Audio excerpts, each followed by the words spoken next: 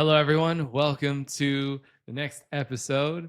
Today, I'm joined with my amazing friend and, in my opinion, special guest, Wes. Wes. Who you are for me is the person who stands for people's greatness, like people's bigness. You stand for people's happiness, and in a way, I kind of see you as like the guardian of people's joy, because I always have this experience that through the work that you do you ensure people's lives are full of joy. Like that never, at Love least that. that, yeah, that's how it's left for me. And today's episode, for the viewers, by the way, I don't have a specific topic, but we're going to be covering how Wes transforms people's lives with the work that he does. I'm going to ask him a few questions around that. So you can expect the topic to be legendary living through the guardian of joy's perspective. That's what we're going to go with. All right, that's great. I love it. I'm Do you want happy to to hold that title. do you want to share anything about yourself? Say anything about what you do or what's important to you? Well, let's see. I mean, there's a lot of things I could say about. I mean, you just asked like 8 questions. A lot of things I could say, but I think what I'll say is to start with. I love that title, Guardian of Joy, which of course I've never heard before, but I do think that is one of my purposes on this planet is to bring joy and fun to people, because I think it's so important, and I think in our world, in our society, joy and fun is like an afterthought. You know, you should have that after everything else is done, as opposed to you really can live with joy and have fun while you're living. And I think that's really, really important. Yes, I agree with that so much. As someone who has ADHD, which is diagnosed, it's not self-diagnosed. I I have understand. I have intense ADHD, and at times it is like there's science out there that talks about it's not the same as just have motivate, like just have discipline, or just do it without motivation. There's science that's like, well, that doesn't work for ADHD brains. Cool, I get it. And yet there's still there's still so many hurdles that I encounter, like when joy isn't present, how to move, how to make happen. Yes, And yes. to have someone like you in the world is very important to me, because when joy is present, man, the power can be ridiculous. And I'm kind of surprised we didn't talk about that before, but I'm definitely diagnosed ADHD as well. I don't know if we ever talked about that before, but I No, get I it. don't I think hear you. so. Yeah, yeah. Yeah, so I mean, well, cool. No wonder. Like that really speaks to the similarity of path at times.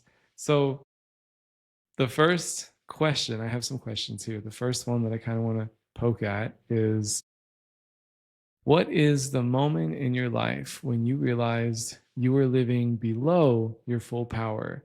And how did you know something deeper was possible for you? Wow.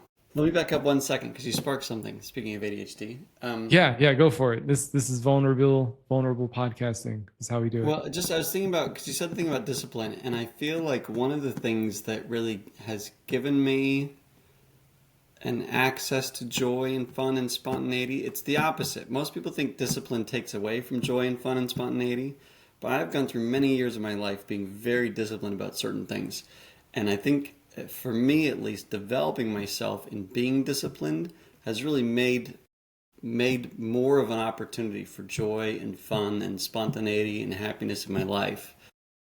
Because there's a certain relationship you build with yourself when you can bring discipline, particularly with the challenges that come with ADHD, which I certainly have fought and fought and fought while developing myself to be disciplined. So it certainly wasn't easy. But the I don't know, I think the advantage of having that skill set, particularly as someone with ADHD who has the additional challenges when it comes with discipline, is I don't know, I think it's a key to a lot of not just joy and fun, but success and freedom and ability and confidence in oneself in life. I don't know, that's just what's provoked for me as you're talking about that. Because that really is, I feel like that is a big part of who I am in terms of both someone who is neurodivergent, but also someone who has something to bring to the table as a neurodivergent, which of course is everybody. So I don't mean to say like there's something special about me that way, but in terms of the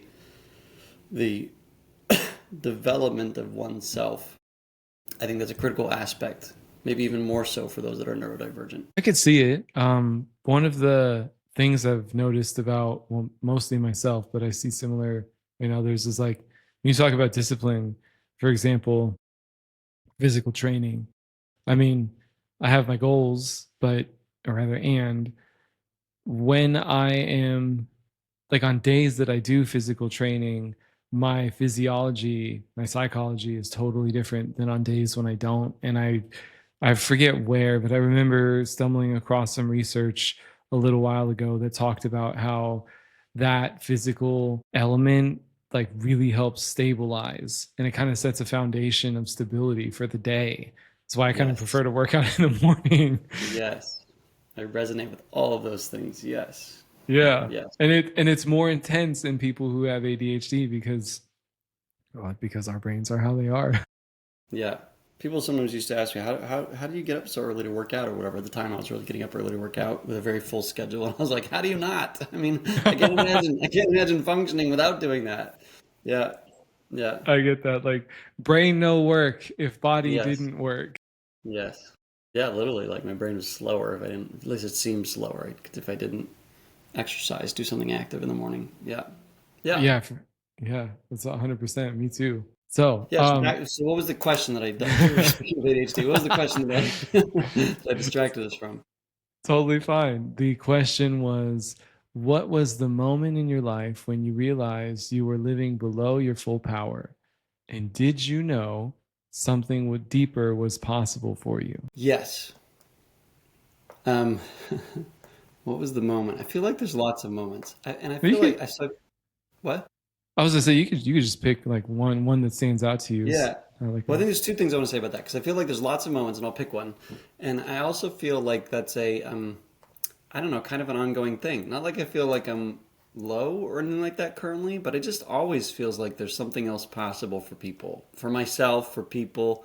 I think that's part of one of the things I really am committed to is that people can, including myself, really keep discovering, expanding, and growing, and I don't know, reaching for the next level, not being dissatisfied with the level I'm at, but I don't know. I even think as a species, there's something that humans yearn for that's not expressed in today's world. I don't know if I could somehow tap into that, which is one of my commitments to have people really express their soul, or you know that whatever piece of them doesn't get expressed. I don't know the words for it, but I I think think there I is something there for people that I want for people, including myself, to really have that the fullest expression of the capacity of what's possible for humanity.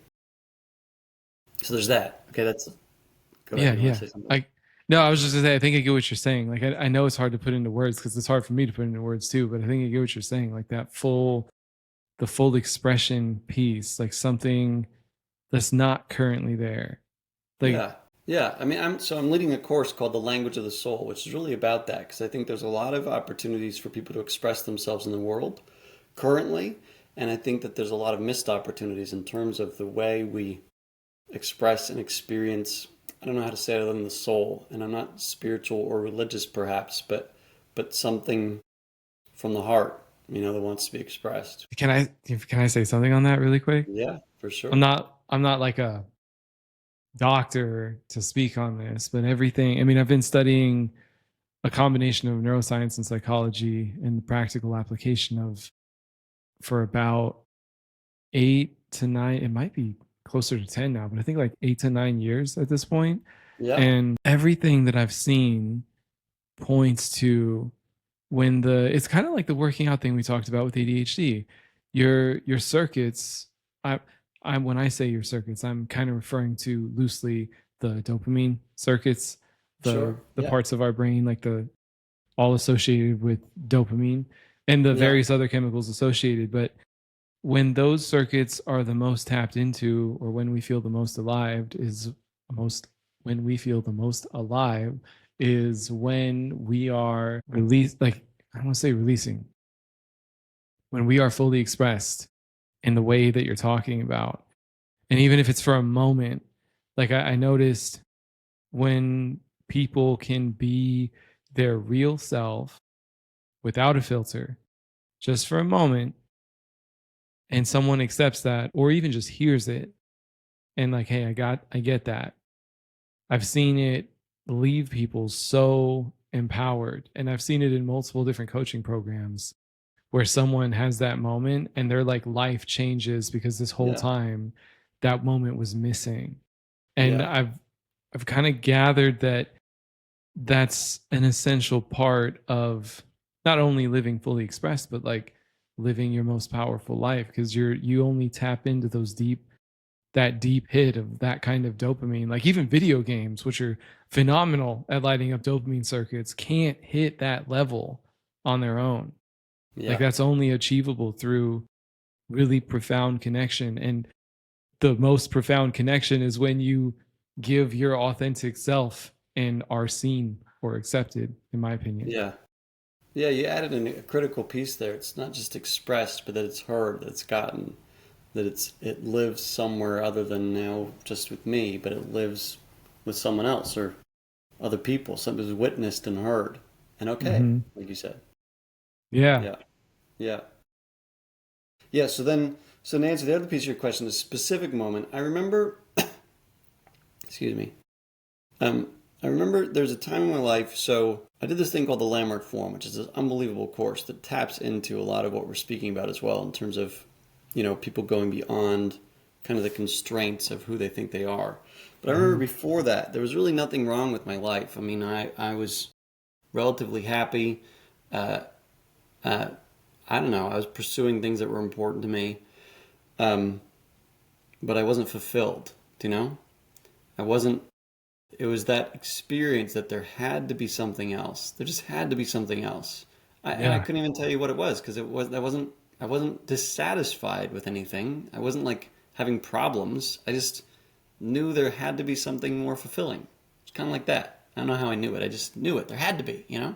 Maybe I didn't know Yeah. anything. It was just desperation. Like there's got to be something else than just going to work, making money, I don't know, doing this thing. This can't be it. Yeah, exactly. And so I did this thing called the Limerick Forum, which really did alter my life and had a lot of those moments that you're talking about where it's like something got expressed, something got heard. I watched it happen with people where something, I don't know, about me disappeared. Oh, I remember exactly what it was. There's a conversation in the forum about, having problems worthy of your life. And before the forum, I knew that there were so many things in the world that I wanted to do something about, but I wasn't an activist. I wasn't an I don't know. It was like I wanted to do things, but I couldn't see what would make a difference and didn't really do anything, particularly in the gay community. I saw so many people disowned by their families. I saw people kill themselves because they were gay and they were coming out. And that was really important to me to impact that somehow. And somehow in the forum, I got connected to my own petty concerns for looking good and what am I going to wear tomorrow? No, whatever. My own petty concerns. And they suddenly got so stupid. Like there are bigger problems in the world that I care about. And I got that my life could actually matter and could actually make a difference with that. And that was really a turning point for me with everything. I then went on staff with Landmark for 17 years to contribute to people that kind of transformation for people, which was unbelievable. And then at some point, left staff, but that revelation that my life can matter and that I matter, and that's not unique to me. I mean, I really did get if I can do that, anybody can do that, and my life matters, anybody's life matters. So that became really a guiding principle for my life that nourishes and feeds me today in terms of what I do. So there you go. That Man. was the answer to that question. No, that was beautiful. There's something I don't want to step over it for I just so the viewers can get an idea. Because you said you went on staff. I know what that means because I did the landmark forum too. And I'm well involved with that community. But some people who are going to hear this have no idea what that means. So I want to give people an idea. Could you tell me about how many hours a week you would work when you were on staff? Yeah, I can. I don't know if that really would capture what your intention though. So I mean, I don't know. I worked between 60 to 70 hours a week for 17 years, and I led classrooms on Friday nights, every Friday night, fundamentally for 17 years, just about every Friday night. But so the workload was large. I mean, not just the hours, but those hours were filled.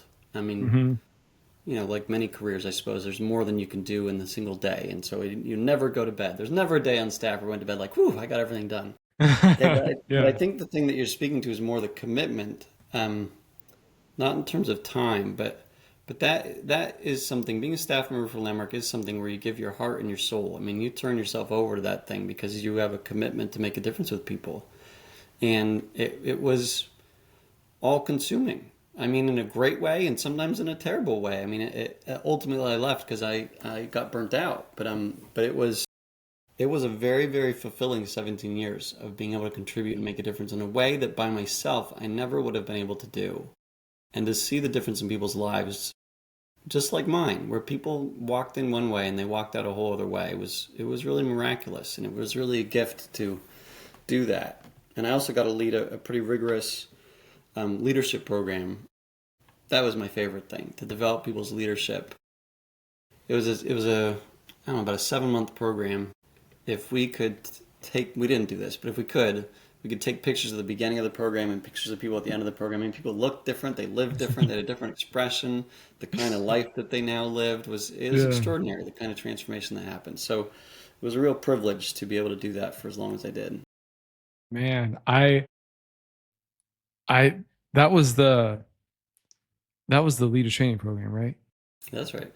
Yeah, it Yeah. had different names. Introduction Leaders Program, and then became the Leaders Training Program. Yeah. Yeah, I took There's that other names program. before that, but yes, it's gone through various iterations.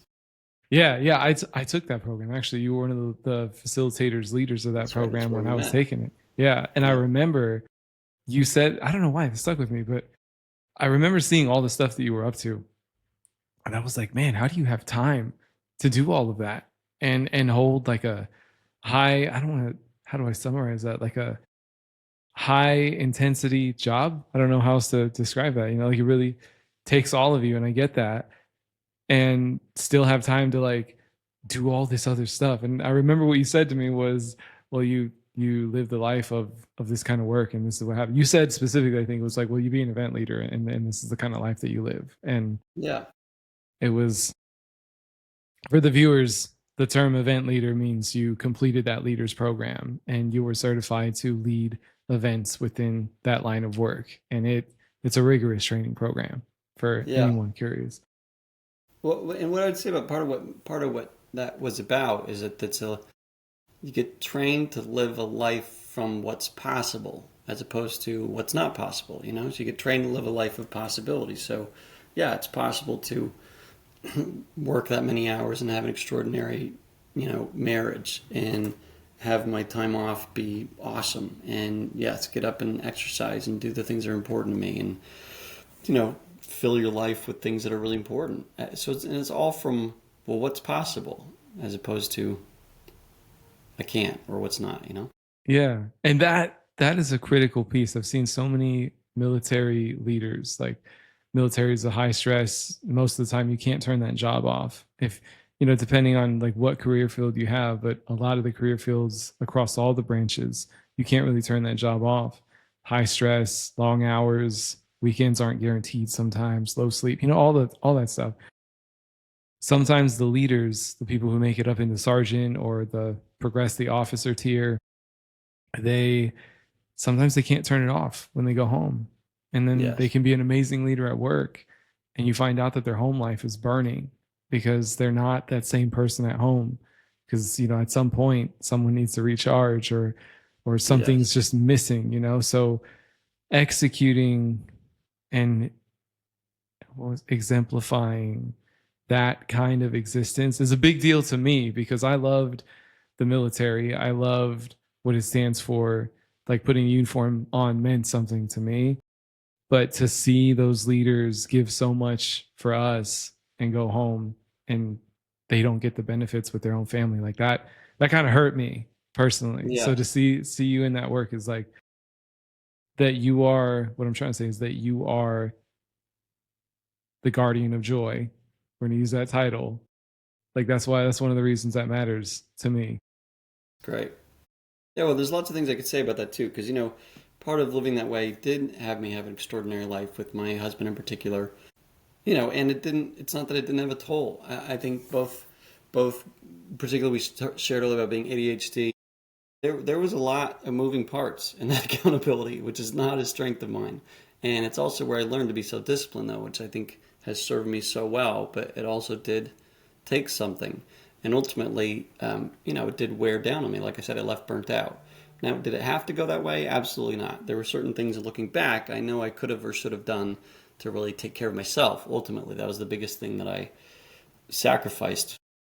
I don't like the word sacrifice, but that was the biggest thing that was impacted by my doing that for 17 years. Is I did stop taking care of my mental health and making sure I could check out and not be stressed out, et cetera, et cetera. So, and that certainly wasn't all the time, but that was at the end, and it did. I did allow that to take a toll that eventually took me out. So it is pretty critical to take care of yourself, even though I did love what I did and I did it for so long. Yeah. Would you say that joy is a critical component to counter burnout?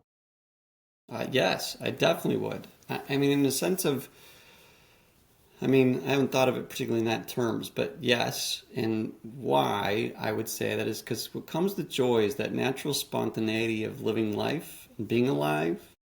And when one is burdened down by the stresses and the weights of life and can't see their way out, there's no future outside of that other than just more weight and burdens and stress. There's no joy. Yeah. There's no room for spontaneity. So Yep. it's important to be able to find ways to create that or even alter your circumstances. But even if you can't alter your circumstances, to create that where you've got to, even if you're tricking yourself at first, got a future where something else is possible, That Hmm. find something to be passionate about that can light you up, even if it's small.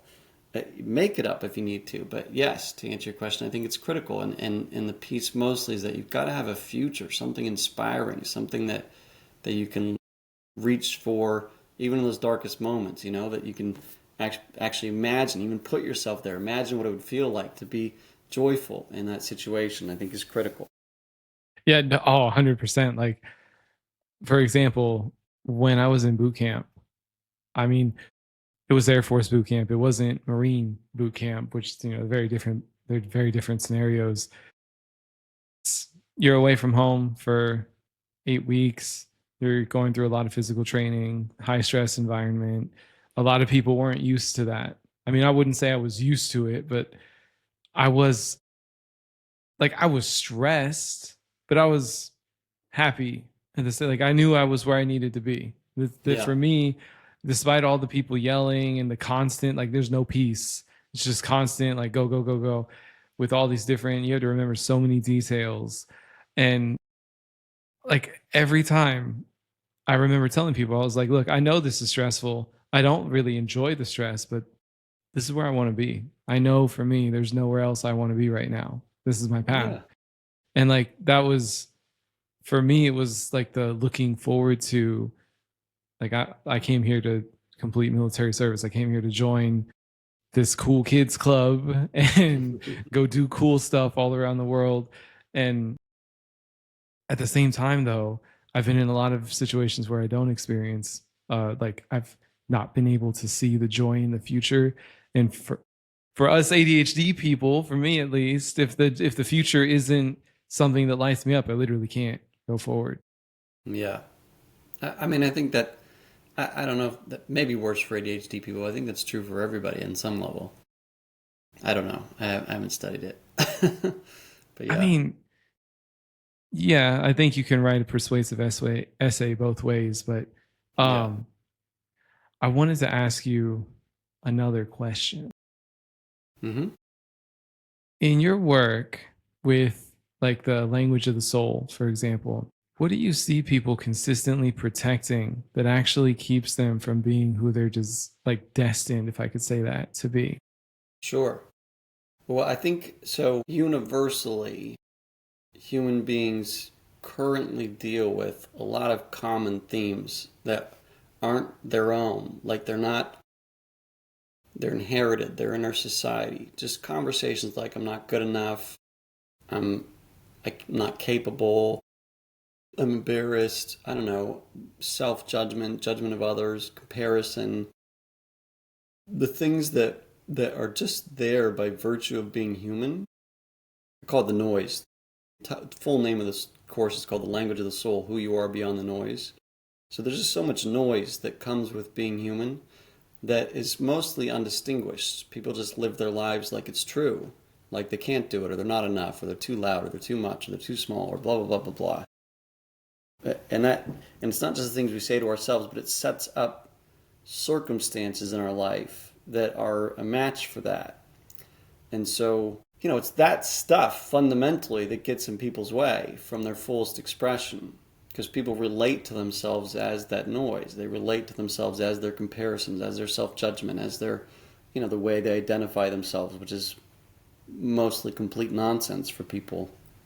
The way they identify themselves, people make themselves small and incapable, even when they're extremely powerful and even doing great things in life. Okay, everybody's got this. There's nobody that's free from the noise of being human. Yeah, yeah. I Yeah, love the way you word that. thanks. So that's I guess that's ultimately what I would say. And that, and then there's just the basics of you got to act. Okay, so that's the other thing that gets in people's way is maybe they noise or no noise. Okay, it takes action to actually produce results, and a lot of people spend their whole life talking to themselves about the kind of stuff they should do or someday they will do, or quite possibly this would be great if I did this, or I got to prepare before I do this, rather than just doing the thing. And if people just did the thing most of the time, they'd either produce the result or they wouldn't, but then they're that much closer to doing the thing they want to do. So then they got to take the next action and so on and so forth. So I don't know. Off the top of my head, those are the two things I would say that really. The third thing I would say is that Yes, there's the third one. people don't have any regard for their own word and what they say. Yeah.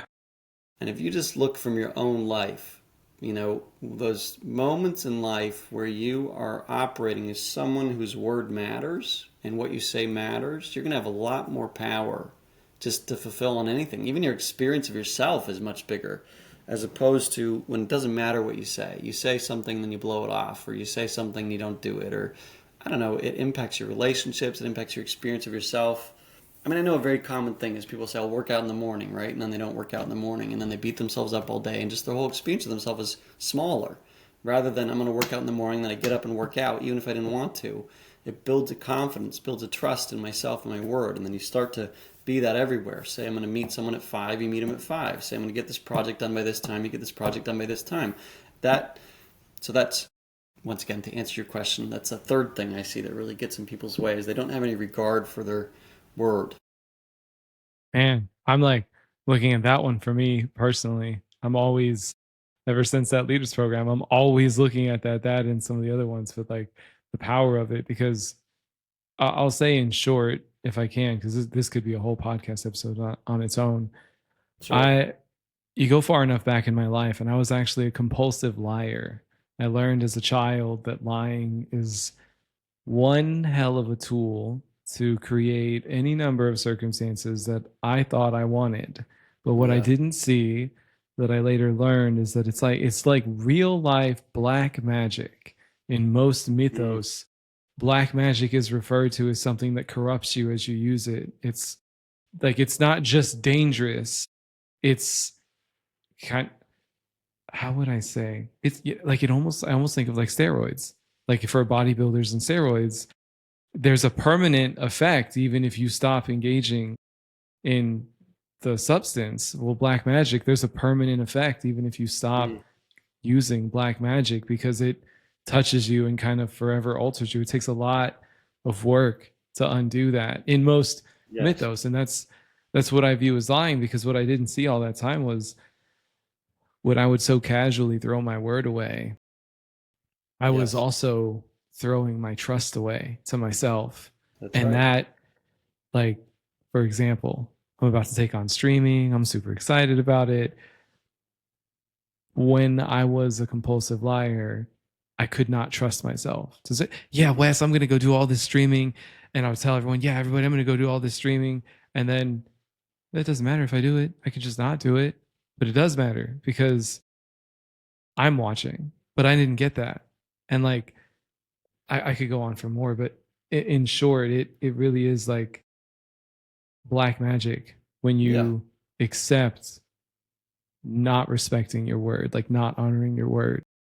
Yeah. Yeah. We talked about the soul, and when you say black magic, it's what I hear. It's a quick way. The quickest way to destroy your soul is to not regard your word and lie in particular, which oftentimes is what we do when you don't regard our word. But also being someone that's worked with thousands and thousands of people, that's a difficult thing to correct, being a compulsive liar. So good for you. I mean, whatever it took to alter that for yourself is a big deal. Well, thank you. I mean, I guess it's in line with the topic. I just was able to see the experience of power when I would lie, even like a small lie, the smallest, like, oh yeah, I'm gonna go to Starbucks and get a coffee on the way, and I'm gonna be a few minutes late, and really I'm just late because I woke up late or something, like something, I don't know, something kind of small seemingly like that. My experience of myself is totally different. And the power, I used to think that I had the power because I could tell people this story over here that looks really good, when in reality it was something else. And then when I discovered telling the truth and being 100% honest, I was like, this is nice, because even when things Yes. aren't going well, I ain't got nothing to worry about because there's no other story to tell. This is the only Yeah. one. That's great. Yeah. And that was, Good for I guess, you. like that. I really like that though, because when you talk about the language of the soul, yeah, it really is like black magic, in my Yeah. opinion. Yeah. I thought of a fourth thing, by the way. Yes, do it. The fourth thing is the blame game. You know, I see people all the time put circumstances, situations, etc., in the driver's seat of their own life rather than them being the ones. Okay, I mean, could you blame all kinds of stuff? Yeah, for sure, but it leaves you as a victim of your own life rather than, no, I've got something to say about my life, which goes hand in hand. The other thing, if you don't have a word for yourself, if you aren't someone who is dealing with my word matters, then it's much easier to, and I'm sure you have too, human beings, part of the human condition, when it's that way, it's much easier to blame the circum, but I'm too tired, but this person did that, but that situation didn't turn out, and if it had, then I would have blah, blah, blah, blah, and, it just goes on and on and on. I'm just a victim of my own life rather than being willing to be the one who has a say in my own life and be in the driver's seat. That's the fourth thing I would say is people give away their power to circumstances, other people's situations way too much rather than, claiming, no, this is my life. I've got the ultimate say in my own life. Man, it's, yeah, I want to say, like, I see that too. It's been my experience. Probably obvious. I'm human as well. And actually, like within the last 7 days, I was doing a high intensity training workout, and I remember I was on the treadmill, and it's like towards the end of the workout, we're running, and I'm gonna wrap up soon because we only have like we're all about out of time. Yeah. I was running, I was exhausted. And like, this particular day, I was more tired than I was usually. Maybe the workout was just harder. I don't know. But I remember looking, because you're running on a treadmill, you're in front of the mirror. And I remember looking in the mirror and being like, I kind of got angry for a minute because I was like, I'm tired of being tired. So I was like, nope, fuck you. I'm gonna say when I'm done. You can't tell me when to stop. You can't suppress me. I don't know who you is, but like, Right. and it actually gave me like more energy. And my experience of myself was so powerful. In that same moment, every part of me wanted to stop. I'm tired. Like, I'm out of breath. Maybe I blew past my VO2 max. I don't know. It really felt like a lot of life when like all the circumstances happen. I'm always wanting to pass it over to circumstances. But yeah. Yes. Yes. I think truthfully, and what you're sharing too, I think working out is one of the best developmental things a human can do because it does. I mean, obviously it's good for your brain, it's good for your body, but it also is it's like the one thing you can do that nothing else can really get in the way. That's a horrible way of saying it because I know people have busy lives, but there's no other factor. It's you with you saying I'm going to go to the gym and I'm going to do this or whatever. Go to the gym. I'm going to take a run. I don't know. I'm going to do calisthenics. I'm going to get some bands at my house. I'm going to do whatever. But there's obviously the impact on the body in terms of the health aspect. But I think there's so much developmental in terms of being someone who just says to yourself, "I'm going to do this," and then you do it. I think it's one of the best things about exercise because you can't you can blame all kinds of stuff, but there's something about just saying at least one thing every day. I'm going to do this thing, and then doing it builds a kind of confidence in yourself that I think is so important. Anyway, that provoked that you're sharing. Man, no, that was a great share. Willingly putting ourselves through pain and discomfort consistently. Like, yeah, it's an amazing way to Yeah, for no to. reason because you said so. I mean, I don't know about Mhm. the pain and discomfort part, but I mean, I get, yes, I suppose there is pain and discomfort, but Well, like it muscle doesn't live for me like fatigue, that. It's, like yeah, I mean, that is muscle, but I don't know, all that stuff feels good when you're doing it ultimately, after time, maybe not in the beginning, but it's yeah, like like you're when working your body. It's good for you, you know? yeah, like it can feel. You get to that point where it feels good, but if you, I mean, I guess in my opinion, is like if you break it down scientifically, like the the nerves are expressing fatigue Yeah, no, or in there the certainly are times sensation. where it sucks. I mean, my workout this morning, I was like, this sucks. So I do get it. I don't want to pretend like it's Yeah, all amazing, but yes. yeah. Yeah, Well, yeah, I definitely would love to have you on another episode in the future because we are out of yeah, time man. now. Sounds great. Thanks for having Yeah, me. for sure. I'm gonna get to the title of this because I don't know what to title it, but I want to give people some direction. But thank you for being on the podcast with me, and I had a lot of fun having this conversation. Me too. It's great. Cool. Awesome. Let me Until next stop. time. Until next time.